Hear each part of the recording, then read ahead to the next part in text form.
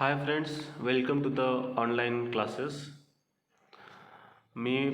आपण मागच्या पाठामध्ये जो सिलेबस स्टार्ट केला आहे 8चा फर्स्ट चॅप्टर लिव्हिंग वर्डसाठी आपण मागच्या लेक्चरमध्ये मागच्या व्हिडिओजमध्ये आपण क्लासिफिकेशन ऑफ लिव्हिंग ऑर्गॅनिझम बघितलं, त्याचे काही किंगडम्स बघितले, किंगडमचे काही कॅरेक्टरिस्टिक पण बघितले, जसं की मोनेरासाठी काही कॅरेक्टरिस्टिक आहेत, प्रोटिस्टासाठी कॅरेक्टरिस्टिक आहेत, फंगससाठी कॅरेक्टरिस्टिक आहेत. बाकीचे आपण जे डेव्हलप आहेत ते आपल्याला सिलेबसमध्ये नाही, फक्त 3चा स्टडी दिला आहे. बाकीचे 5 आहेत प्लांटी आणि ॲनिमिलिया जे आहे हे नेक्स्ट स्टँडर्डसाठी असतील.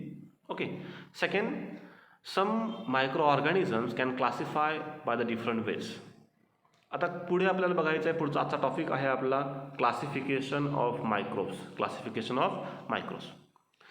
Amongst the living organism, microorganisms are the larger in number, hence they are classified in different groups.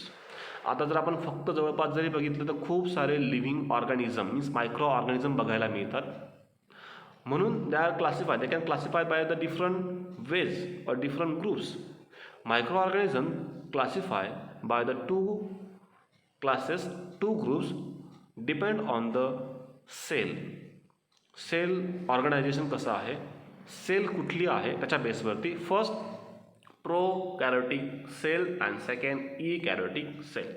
मग आता some micro organism having the prokaryotic cell की त्याच्यामध्ये न्यूक्लियस आहे आणि सेल ऑर्गॅनेल्स आहेत ते आपण क्लासिफाय करू शकत नाही, की ज्याच्यामध्ये लॅक ऑफ न्यूक्लियस असेल, लॅक ऑफ सेल ऑर्गॅनेल्स आहेत, की एकच सेल असते फक्त, त्याला आपण प्रोकॅरियोटिक म्हणतो, त्याला आदिकेंद्रकी पेशी असं म्हणतात. आणि इकॅरियोटिक म्हणजे दृष्टकेंद्र, की जे ऑलरेडी आपण बघितलं आहे की दृष्टकेंद्रक याचा अर्थ की visualization or we can see the different cell organelles as well as nucleus in the cell. Eukaryotic cell means the microorganism can also divided by the two ways according to the presence of cell, prokaryotic as well as eukaryotic. In which prokaryotic cell in which it's having the bacteria. प्रोकॅरियोटिकमध्ये कोण येतं, सगळं bacteria येतात. आणि इकॅरियोटिकमध्ये कोण येतं, protista, fungi and algae. कारण algae शेवाळ जरी असेल तर सम हॅव्हिंग द मायक्रो, काही छोटे असतात एकदम मायक्रो असतात, मायक्रो ऑर्गॅनिझममध्ये येतात ते. फंगस पण मायक्रो ऑर्गॅनिझममध्ये येतात, प्रोटिस्टासुद्धा. मग याचेसुद्धा आपण कॅरेक्टरिस्टिक बघणार आहोत अकॉर्डिंग टू देअर साईजनुसार, कशाला बॅक्टेरिया, कशाला फंगस, कशाला प्लांटी, कशाला अल्गी असं पण म्हणू शकतो. पण आपल्याला ह्या चॅप्टरमध्ये जे हायर पार्ट्स असेल ते आपल्याला स्टडी करायचे नाहीत, की बेसिक पार्ट कुठला असेल to the classification of living organism with reference to the size of microbes. We have remember कशा बेसवरती आपण त्याला डिफरन्शिएट करणार आहोत, तर साईजच्या बेसवरती. मग साईजसाठी काही युनिट्स आहेत ते माहिती असू द्या, की व्हॉट इज द 1 मीटर. 1 मीटरचा कन्व्हर्जन जर समजा आपल्याला मायक्रोमीटरमध्ये करायचं असेल तर किती पाहिजे, तर 1 मीटर इक्वल्स टू 10⁶. म्हणजे आपल्याला 1 मीटरचं कन्व्हर्जन जर मायक्रोमीटरमध्ये करायचं असेल तर त्याला 10⁶ म्हणजे 10वर 6 शून्य इतकं त्याला छोटं करावं लागेल. आणि 1 मीटर इक्वल्स टू 10⁹ नॅनोमीटर. म्हणजे जर त्याचा 10वर 9 शून्य इतका छोटा जो भाग असेल 1 मीटरचा, त्याला आपण काय म्हणणार, नॅनोमीटर. म्हणजे मग हे स्केल माहिती असू द्या, मीटर आणि त्याचा मायक्रोमीटर आणि नॅनोमीटरमध्ये काय फरक पडतो हे स्केल लक्षात असू द्या. ओके. आता आपण एक 1 बाय 1 त्याचं कॅरेक्टरिस्टिक बघणार आहोत, की बॅक्टेरिया कशाला म्हणायचं, प्रोटिस्टा कशाला म्हणायचं, according to their size and some basic characteristic. How can identify or how can separate the living organisms into the bacteria as well as protista, virus, etc. Okay, now we have see the bacteria. It's having the different characteristic for the bacteria. First, size. Size किती असते बॅक्टेरियाची, तर 1 nanometre to 10 it's very smaller size, खूपच लहान असते. मग bacteria जो असेल तो आपण डायरेक्टली बघू शकत नाही. It's having the very smaller size in which 1 nanometre to 10 not nano, micro. 1 micrometer to 10 micrometer, not nano. मायक्रोपेक्षा छोटं नॅनो असतो. आपल्याला इथे बॅक्टेरियाची साईज दिलं आहे, इथं मायक्रोमीटरमध्ये दिलं आहे, म्यू दिला आहे बघा तो. तर 1 मायक्रोमीटर टू 10 मायक्रोमीटर साईज कोणाची असते, बॅक्टेरियाची. ओके. मी डिफरंट एक्झाम्पल पण दिलेत, त्याचे नावं पण दिलेत बॅक्टेरियाचे. सेलचं स्ट्रक्चर बघितलं, युनिसेल्युलर. कसे असतात सगळे, unicellular organism, independent and parasitic organism. आता हे कसे असतात, काही इंडिपेंडंट स्वतः पण असतात किंवा हे दुसऱ्यांवर डिपेंड असतात. Independent and parasitic organism. Parasitic याचा अर्थ they can develop the another bodies, दुसऱ्यांवरती वाढणारे बॅक्टेरिया मस्ट बी दुसऱ्यांवरतीच वाढतात, नंतर आपण पॅरासायटिक असं म्हणतो. Sometime may bacteria together form a colonies. आता कधी कधी बॅक्टेरिया हा सिंगल पण असतो, but sometime they may leave in a colonies. Colonies म्हणजे ग्रुपमध्ये असतात, म्हणजे एकाच ठिकाणी खूप सारे नंबर ऑफ बॅक्टेरियाज बघायला मिळतात. म्हणजे ग्रुपमध्ये सुद्धा हे आपल्याला अवेलेबल आहेत, ग्रुपमध्ये सुद्धा बघायला मिळतात. म्हणजे हे आपलं हे फर्स्ट कॅरेक्टरिस्टिक आहे. आता हे अकॉर्डिंग साईजने दिले वरती मायक्रोमीटरमध्ये. आणि फर्स्ट हे कसे असतात, युनिसेल्युलर, इंडिपेंडंट, पॅरासायटिक ऑर्गॅनिझम असतात त्यांचं, आणि they can live in a single as well as, but many bacterias are live in a colonies. Okay, second characteristic, bacterial cell is a prokaryotic with cell wall. आता हे कसे आहे तर प्रोकॅरियोटिक sale, बॅक्टेरियाची sale प्रोकॅरियोटिक असते. आता प्रोकॅरियोटिक सेल म्हणजेच काय की याच्यामध्ये सेल ऑर्गॅनिल्स आपण सेपरेट करू शकत नाही, त्याला आपण काय म्हणतो, prokaryotic cell, but with a cell wall, त्याला सेल वॉल असते. But distinct nucleus or the cell organelles are absent. पण न्यूक्लियस आणि सेल ऑर्गॅनिल्स नसतात. त्याचा वरचा लेयर असतो, सेल असते, आउटर लेयर असतं, सेल वॉल पण असते, but absence of cell organelles त्याला बघायला मिळत नाही, किंवा न्यूक्लियस पण त्याच्यामध्ये डेव्हलप नसतो. Then third, they reproduce by the simple binary fusion. आता याचं रिप्रोडक्शन म्हणजे फॉर्मेशन ऑफ द न्यू इंडियर कसं घडतं, तर बायनरी फ्युजनने. म्हणजे फॉर एक्झाम्पल हा एक ऑर्गॅनिझम असेल, याचं काय होतं, बायनरी, याचे दोन भाग होतील, याचे पण दोन भाग होतील, बायनरी. इट्स प्रोड्यूस म्हणजे हे एक सिंगल ऑर्गॅनिझम आहे, single organism, they are convert into different organism, त्याला आपण काय म्हणतो, बायनरी, द्विविभाजन असं म्हटलं जातं. एकाच, कारण याच्यामध्ये it presents the male and female, it absent the male and female. याच्यामध्ये मेल अँड फिमेल असं काही पार्ट नसतो. रिप्रोडक्टिव्ह सिस्टीमचं आहे ही ॲबसेंट असते, म्हणून त्याचं डायरेक्टली काय घडतं, डिवायडेशन घडतं, आणि बायनरी फ्युजनच्या मार्फत नवीन इंडिव्हिज्युअल तयार केला जातो. Okay, then fourth, in favorable condition bacteria growth vigorously and can double their number in 20 times. आता बघा, जर समजा फेवरेबल कंडिशन असेल, इन फेवरेबल कंडिशन तर त्याचं डायरेक्ट व्हायग्रसली एकदम फास्ट डेव्हलपमेंट घडते, आणि double their number in 20 minutes, 20 मिनिटामध्ये त्याचं डबल होऊन जातो. जर समजा मॉइश्चर असेल, वॉर्म असेल, फेवरेबल कंडिशन असेल, that bacteria become fastly growth होतं, आणि within the 20 minutes they become a double. मग विचार करा, जर बॅक्टेरिया जर आपल्या जवळपास वाढत असतील, त्यांची संख्या वाढायला अजिबात वेळ लागत नाही. आणि आता पावसाळ्याच्या सीझन आहे, जर समजा पाऊस पडला आहे, मॉइश्चर आहे, आणि थोडं दमट वातावरण आलं, तर लगेच बॅक्टेरियाची डेव्हलप व्हायला सुरू होतं, कारण त्याला एक वॉर्म पाहिजे असतं रिप्रोडक्शनसाठी, आणि मॉइश्चर पाहिजे असतं. मग इथे जे आहे, जर when get the favourable condition they become a vigorously double within the 20 minute.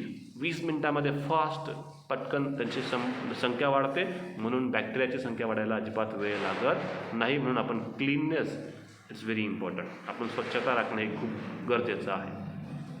Second आहे मायक्रो ऑर्गॅनिझम इज द प्रोटोझॉन. तर प्रोटोझॉन जे आहे कसं आयडेंटिफाय करायचं, फर्स्ट प्रोटोझॉन जे आहे अकॉर्डिंग टू द साईज आपण जर बघितलं, तर आपण जस्ट बघा, बॅक्टेरिया बघितलं साईज किती होती, 1 मायक्रोमीटर टू 10 मायक्रोमीटर, प्रोटीनचा साईज किती असणार आहे, मग ॲप्रॉक्सिमेटली 200 मायक्रोमीटर, म्हणजे हे साईजमध्ये ग्रेटर असतील than the bacteria.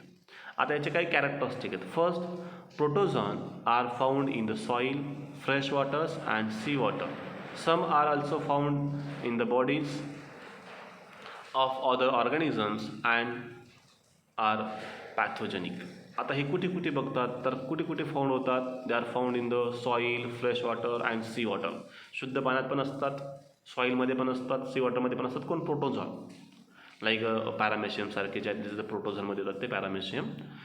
But some time that protozoans can presence or found in the body of another organism. कारण बघा, ह्युमन बिईंगमध्ये सुद्धा अमिबा किंवा पॅरामेशियमचे स्पेसिस बघायला मिळतात. जसं की अमिबा जर असेल तर त्याला अमिबियासिस हा डिसीज म्हणतात, आणि तो प्रोटोझॉनमध्ये येतो. कारण का तर हे युनिसेल्युलर आहेत आणि इकॅरियोटिक सेल आहेत. म्हणजे कॅरोटिक सेल त्याच्यामध्ये असेल, युनिसेल्युलर जे आहे त्याला आपण काय म्हणतो, प्रोटोझोआ म्हणतो. साईज फक्त लार्जर असेल बॅक्टेरियापेक्षा. मग हे कुठे कुठे आढळतात त्याचं अवेलेबिलिटी दिलेली आहे.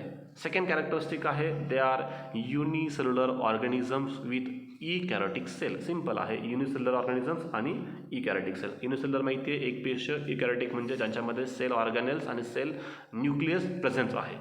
Third, there is the greater variation in cell structure, organs of locomotions and mode of nutrition among the protozoans. आता याच्यामध्ये व्हेरिएशन कुठे कुठे आहे तर locomotion structure, locomotory structure it's having the different types, it's having the variation of the locomotory organs. then mode of nutrition also variation, it's also changes among the protozoan. म्हणजे locomotory organ वेगवेगळे आहेत आणि मोड of nutrition सुद्धा वेगवेगळे बघायला मिळतात प्रोटोझोसाठी. Fourth, these organism reproduce by the simple cell division. आता याच्यामध्ये सुद्धा अमिबाचं सुद्धा काय होतं माहिती, ते बायनरी फिशन घडतं. पॅरामेशियम सुद्धा बायनरी फिशन. अमिबा समजा हा आपण घेतला, याला डायरेक्टली कट होतं आणि त्याचे 2 सेल तयार होतात. म्हणजे सिम्पल फ्युजनच्या मार्फत. अमिबाचे पण बायनरी फिशनच्या मार्फत 2 पॅरामेशियमचे सुद्धा बायनरी फिशनने 2 पॅरामेशियम तयार होतात. Because it's absence of the sexual part, absence of the male and female.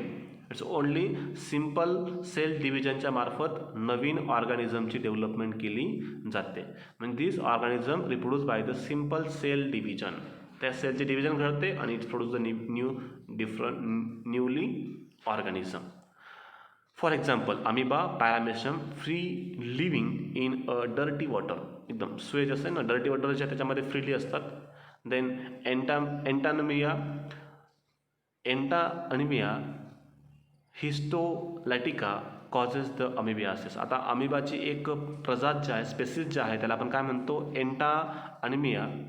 एंटाअमिबा हिस्टोलॅटिका ही एक जी स्पेसिस आहे. इट कॉजेस द अमिबियासिस म्हणजे अमिबामुळे होणारा आजार. आपल्या इंटेस्टाईनमध्ये एक पूर्ण तिथे एक कॉलनीसारखे डेव्हलप होतात आणि इंटेस्टिनल पेन जे आहे ते सुरुवात होतं, त्याला अमिबियासिस असं म्हणतात.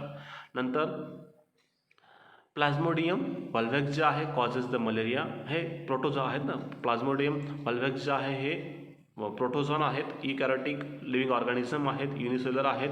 It causes the malaria. आणि युग्लिना ॲटोट्रॉफिक. आता युग्लिना काय आहे तर ॲटोट्रॉफिक इन न्यूट्रिशनमध्ये आहे. युग्लिनाच्या मार्फत एक ॲटोट्रॉफिक असल्यामुळे युग्लिनामध्ये काय आहे ते क्लोरोफिल पिगमेंट आहे. हे ॲटोट्रॉफिक मोड ऑफ न्यूट्रिशन दाखवतं. म्हणजे किंवा ॲटोट्रॉफिकच्या मार्फत त्याचं फूड फॉर्मेशन जे आहे ते करत असतं. म्हणजे हे सगळ्या जे कॅरेक्टरिस्टिक आहे ते कोणाचे आहेत तर प्रोटोझोनसाठी. सेकंड जे आहे मायक्रो ऑर्गॅनिझम इज फंगाय और फंगी, बुरशी. Size approximately 10 micrometre to 100 micrometre. 10 मायक्रोमीटरपासून तर 100पर्यंत त्याची साईज असते. आता याचे काही characteristic, they having the different characteristic. First, these are found on the decayed organic matters and dead bodies of the plants and animal. हे दुसऱ्यांवरती वाढतं मजली. They are found in the decayed म्हणजे कुजलेल्या भागांवरती वाढणारा जो भाग असेल त्याला लिव्हिंग ऑर्गॅनिझम असेल त्याला आपण काय म्हणतो, fungus. They are develop on the decayed organism and different dead bodies or either plants and animals. This is the first characteristic of a fungi. Okay, second, these are eukaryotic organisms, very well known regarding the eukaryotic organism.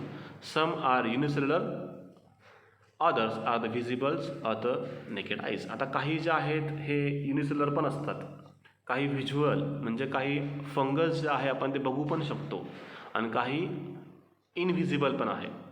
मग आता इथे जे आहे की पहिलं त्याचं sale structure माहिती पाहिजे. सेल ऑर्गॅनिझम कसे आहेत तर कॅरोटिक आणि some unicellular we cannot be see by the naked eyes.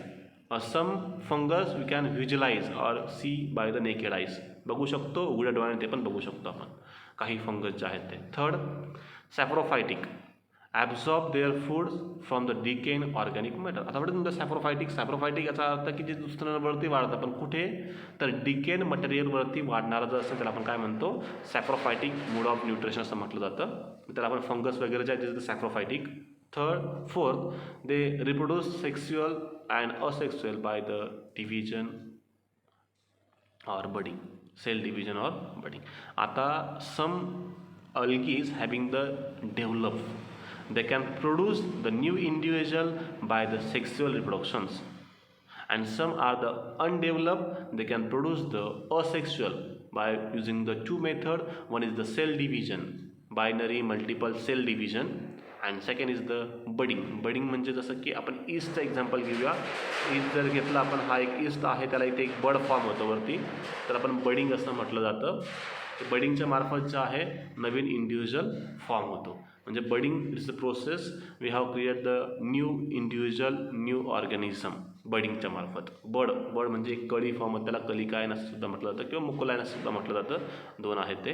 त्याचं एक्झाम्पल पण बघा, बेकर ईस्ट, हे तुम्हाला ईस्ट एक्झाम्पल दिलं. ही समजा एक ईस्ट एक सेल असेल, याच्यावरती एक नवीन सेल डेव्हलप झाली, परत त्याच्यावरती एक नवीन सेल डेव्हलप झाली, एक बड फॉर्मेशन होतं आणि फॉर्मेशन ऑफ द न्यू, आणि when get the favourable condition, नवीन जे असेल सेल त्याला ही कट होते. म्हणजे एका ईस्टच्या मार्फत नंबर ऑफ ईस्ट जे आहे आपण फॉर्म करतो बाय द बडिंग प्रोसेसच्या मार्फत. ओके.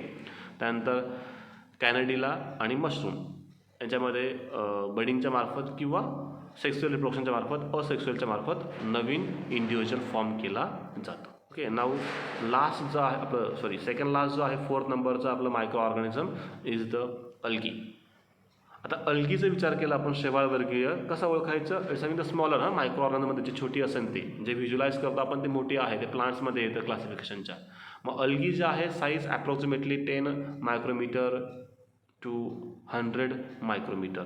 आता जे मायक्रो ऑर्गॅनिझममध्ये येणारे अल्गी जे आहे त्याची साईज किती आहे, तर 10 to 100 मायक्रोमीटर. याच्या काही कॅरेक्टरिस्टिक बघा. याच्यामध्ये अल्गीसाठी कॅरेक्टरिस्टिक दिले. First, they are the aquatic. कुठे असतं हे? ॲक्वॅटिक. ॲक्वॅटिक म्हणजे पाण्यामध्ये, जलचर. ॲक्वॅटिक, टेरेस्ट्रियल, ॲम्फिबियन माहिती आहेत. त्याच्यामध्ये पहिलं aquatic means they are live in a water. Second, eukaryotic, सगळ्यांना माहिती आता इकॅरेटिक. युनिसेल्युलर, एक पेशी आहेत. ॲटोट्रॉफिक ऑर्गॅनिझम म्हणजे it's having the chlorophyll pigment, that's why they can create the food material by the own process. This is the autotrophic mode of nutrition. Second, photosynthesis is carried out with the help of chloroplast presence in the cell. आता हे ॲटोट्रॉफिक आहे म्हणजे chlorophyll pigment आहे, म्हणजे जिथे काय होणार आहे? Photosynthesis process. It is the प्रकाश संश्लेषण क्रिया माहिती सगळ्यांना. फोटोसिंथेटिक प्रोसेसने ते स्वतःची एनर्जी स्वतः तयार करू शकतो. ते कुठे होते? ही they are presence in a chloroplast in the cell. For example, Chlorella and Chlamydomonas, ते एक्झाम्पल आहेत अल्गीचे, माहिती असू द्या. Very few species of the algaes are unicellular, most of them they are multicellular, visible with naked eyes. आपण फक्त micro ऑर्गॅनिझमचा वापर करतो म्हणजे ज्या अल्गी कुठे असतील फक्त युनिसेल्युलर आहेत, छोट्या आहेत. मग it's having the very few species because algae is the part of प्लांटचं एक क्लासिफिकेशनमध्ये अल्गीचे एक पूर्ण ब्रँच आहे.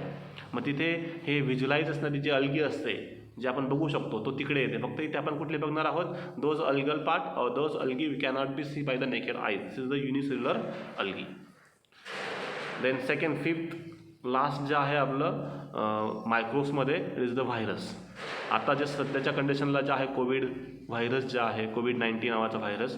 आता हे कुठल्या गोष्टी आहेत, व्हायरसच्या काय कॅरेक्टरिस्टिक असतात ते बघायचे. Size approximately 10 nanometre to 100 nanometre. आता खूप कमी बघा इथे, नॅनोमीटर म्हणजे मायक्रोमीटरपेक्षा कमी असते व्हायरसची size. We cannot be see by the naked eyes. म्हणून हे लक्षात ठेवा, व्हायरस जे आहे आपण बघू शकत नाही. Prevention is the better option. Generally virus are not consider as a living organism. They are said to be a organisms at the edge of living and non living. They are the studied under the microscope. आता exactly virus is it's not actually living organism. आता ते दोघांचे in between आहे, living आणि non living. कारण का? जर ते विदाऊट एनी लिव्हिंग ऑर्गॅनिझम असेल, म्हणजे समजा ते एखाद्या कुठल्याही सजीवामध्ये नसेल, तर ते नॉन लिव्हिंग म्हणून काम करतं. समजा आता COVID-19चा जो व्हायरस आहे, जो वातावरणामध्ये असेल तर तो निर्जीव, नॉन लिव्हिंग आहे. पण जर तो if they are contact with the living things, for example human बिंगच्या कॉन्टॅक्टमध्ये आला, आपल्या सेलमध्ये गेला, आपल्या बॉडीमध्ये गेला, तर they are act as a living organism. तो एक सजीव म्हणून काम करतो. पूर्ण प्रोसेस त्याच्या सजीवासारखं असतात. आणि जर बाहेर असेल तर निर्जीव असतो. म्हणून व्हायरस ॲक्च्युली लिव्हिंग नाही आहे, पण तो दोघांच्या इन बिटवीन राहून गेला आहे. मग व्हायरस एक डेव्हलपमेंटमध्ये. First, virus are the extremely minute, एकदम छोटा असतो. That is they are the 10 to 100 times smaller than a bacteria and can be seen only electron microscope. आता जवळपास 10 to 100 time smaller than the bacteria, बॅक्टेरियापेक्षा खूपच छोटा असतो हा, एकदम एक्स्ट्रीमली मायन्यूट, एकदम छोटा असतो एकदम. आणि आपण आपल्याकडे जे मायक्रोस्कोप असतात त्याच्याने आपण बघू शकत नाही सिम्पलने. They are only visualise in a electron microscope, ज्याची आय लेंथ, ज्याची आय पॉवर खूप हायर असते, जे आपण एकदम छोटा नॅनोमीटरमध्ये त्याचं ऑब्झर्वेशन करू शकतो. त्यासाठी इलेक्ट्रॉन मायक्रोस्कोप लागतं. म्हणजे व्हायरस कुठे बघतात तर इलेक्ट्रॉन मायक्रोस्कोप खाली बघतात. They are found in the form of independent parasite. हा कसा आहे? Independent parasite. हे दुसऱ्यांवरतीच वाढणारा आहे तो. Virus are along molecule of DNA, deoxyribose nucleic acid or the RNA ribose nucleic acid covered by the protein core. आता याचं वरचं आता हे बघा, एक्झॅक्टली व्हायरस जे आहे ते कशाने बनलेले असतात? ते can form by the long molecule of DNA and RNA. आपल्यामध्ये पण DNA RNA नसतो, पण हे जे आहेत फक्त बाकीच्या याच्यामध्ये न्यूक्लियस वगैरे काही नसतो, सेल ऑर्गॅनिल्स काही नसतात, फक्त DNA आणि RNAची एक चेन असते. आणि इट्स कवर्ड विथ प्रोटीन्सचं एक कवर्ड असतं, एक थिन कवर असतं. जर हा एन्व्हायरमेंटमध्ये बघा खूप कालावधीपर्यंत राहू शकतो, जिवंत राहू शकतो without any contact with living organism. म्हणून मग त्याच्यासाठी आपल्याला प्रिव्हेन्शन एक गरज आहे. म्हणजे व्हायरस जे आहे फक्त कशापासून बनलेलं असतं? ते it is a long chain of DNA and RNA पासून बनलेलं असतं. Third, virus survive only in a living plants of animal cells and produce their own proteins with the help of host cell and create their numbers replica. Then they destroy the host cells and become a free. This free virus against infect few cell. आता पहिल्यांदाची process कशी असते? They are entire in a cell. Means viruses are only live in a plants and animal cell. फक्त ही plants आणि animal सेलमध्येच वाढू शकतो virus. बघा प्लांटवरती पण व्हायरस येतात, ॲनिमलवरती पण व्हायरस येतात. मग तो जर if they are entire in a animal cell or plant cell, they become a active. ते ॲक्टिव्ह होतं. They are use the energy use करतं कोणाकडनं? होस्टकडनं. ज्याच्यामध्ये असतं त्याच्याकडनं एनर्जी यूज करतं आणि त्या होस्टच्या सेलला पूर्णपणे डिस्ट्रॉय करतं आणि स्वतःच्या सेल डेव्हलप करायला सुरुवात करतं. त्याला आपण काय म्हणतो? Virus. Means destroy the host cells and become a new cell. Those cell having the virus cell. व्हायरसच्या सेल काय तयार करतं आणि they become a infected to the host cell. आणि परत त्याची संख्या वाढते आणि होस्ट सेलला पूर्णपणे डिस्ट्रॉय करायला सुरुवात करतं. म्हणजे मग जर आपल्या बॉडीमध्ये जर व्हायरस एंटायर झाला तर तो स्वतःची ॲक्टिव्हिटी करायला सुरुवात करतो. विदाऊट एंटायर जर तो बाहेर असेल, it is a non living thing. Virus causes the many disease of the plants and animal. खूप सारे डिसीज जे आहेत प्लांट्स आणि ॲनिमलचे. आत्ताच्या ॲनिमलसाठी आपला कोविड-19 करोना व्हायरस हा खूप गाजलेला आहे. त्याच्यामुळेच आपल्याला ऑनलाईन क्लासेस सुरू करावे लागलेत. मग हा जो व्हायरस आपण जर आपल्या बॉडीमध्ये जायला जर येऊ दिलं नाही तर आपल्याला याचा आजार होऊ शकत नाही. म्हणून आपण जे प्रिव्हेन्शन असेल, हँड सॅनिटायझर असेल, मास्क असेल, ह्या सगळ्या गोष्टी यूज करणं खूप गरजेचं आहे. डू यू नो, एक माहिती असू द्या, काही व्हायरसचे नावं दिलेत. ह्युमनसाठी पोलिओ व्हायरस आहे, इन्फ्लुएन्झा व्हायरस आहे, HIV एड्स व्हायरस आहे आणि एक नाव त्याच्यामध्ये ॲड करून घ्या, करोना व्हायरस असतो. नंतर कॅटलमध्ये कुठला आहे तर पिकोर्ना व्हायरस आहे. प्लांट्समध्ये कुठला आहे? टमॅटोमध्ये वाईल्ड व्हायरस आहे. टोबॅको मॉसिक व्हायरस आहे प्लांट्समध्ये. नंतर बॅक्टेरिया कोणकोणते असतात तर बॅक्टेरोफेजस व्हायरस अटॅक बॅक्टेरिया. म्हणजे इथे जे आहे बॅक्टेरियाफेजसमध्ये व्हायरस जे आहे हे बॅक्टेरियावरती अटॅक करतं आणि त्याच्या सेल बिकम व्हायरससारखे करायला सुरुवात करतं. ओके, याच्यावर आता होमवर्क वगैरे एक्सरसाइज सॉल्व करा. ओके, परत एकदा सांगतो, सगळ्यांनी व्हिडिओ बघून झाल्यानंतर याला लाईक, शेअर, सबस्क्राईब करायला विसरू नका. शेअर करा जेणेकरून ज्या गरजू विद्यार्थ्यांपर्यंत पोहोचेन, ज्यांना याची गरज असेल त्यांच्यापर्यंत हे पोहोचवणं आपलं काम आहे. ओके, आपण इथे थांबूया. Have a nice day.